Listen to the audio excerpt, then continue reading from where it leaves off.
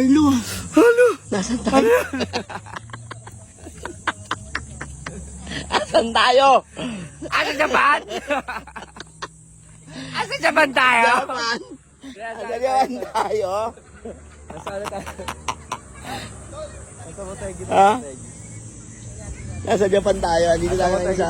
Motegi Resort. Dahil dito gaganapin ang Asia Road Racing Championship. Yes. At meron tayong representative from Evo Helmets Philippines. Yan. Siyempre, supportahan natin dito ang mga manlalaro nating mga Pilipino. Ayan, at siyempre ang 4S1M, Evo Yamaha Racing Team. Yan. So, good luck sa mga kababayan natin na Pilipino na lumalaban ngayon dito sa may ARRC, dito sa may Japan. So, kasama natin dito si Julio. Hey! Julio Fabian. Buhawi Almighty. Si Madam Buan, saka si Sir. Ayan. Hi, Sir. Hi, Madam. Hello. Nice. Siyempre, si Chip. Si Chip. Yan. Siyempre, nag-iisang boss Gin ko. Gin 10X. GX.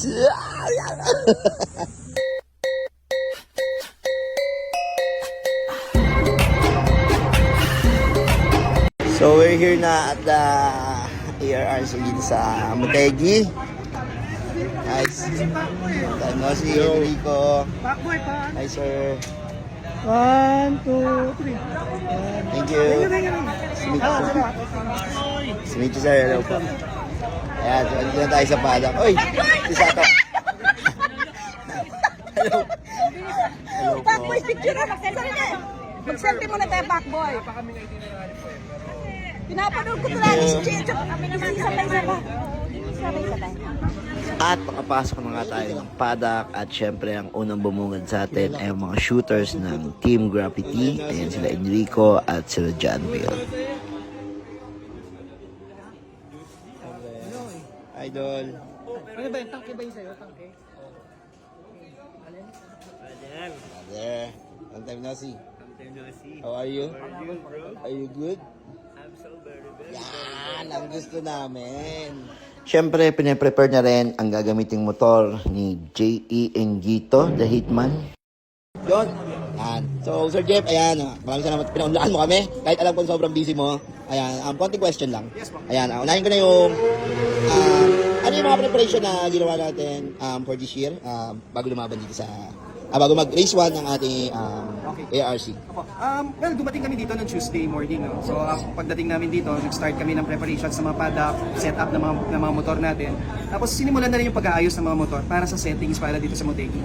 Kasi lahat ng mga motorbikes, mga race bikes natin, binabago ang settings yan kung saan kami lalapag na race lang. So, binabagay siya doon, including yung mga gears, especially yung helmet ng mga riders natin, yung Evo helmet nila.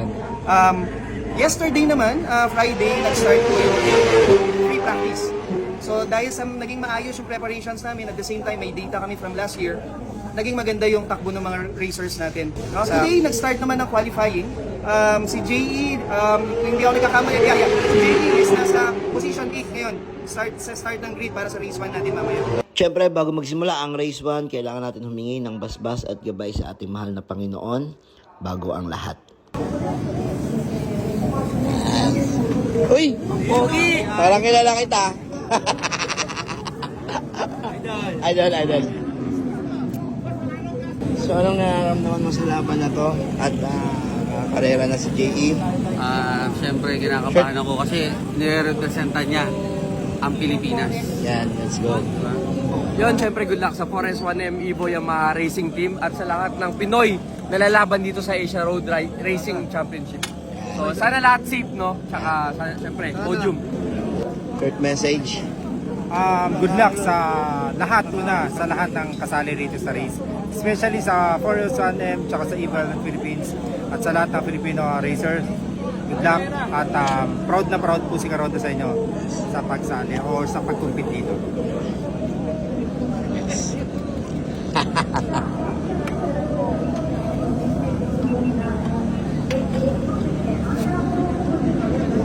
Siyempre, good luck, J.E. Yan. The Hitman, good luck. Sana mga podium ka and enjoy mo lang yan laro. Good luck. Good luck. Alam mo na.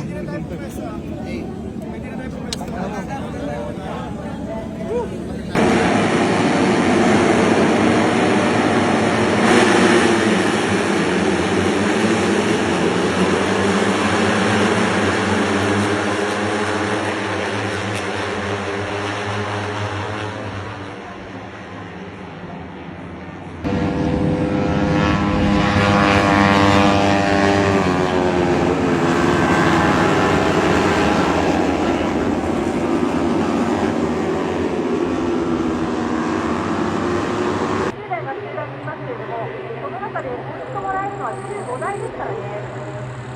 そして映像は127号車を捉えています。先ほどオーバーラップ転倒があったり、争いを捉えている。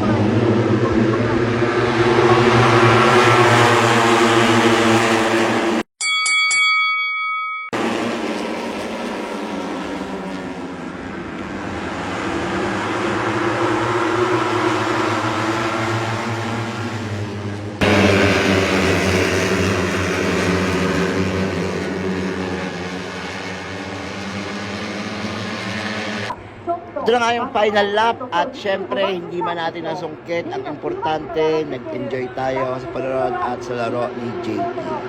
So, abang tayo para sa round 2 bukas. Let's go. Team Philippines.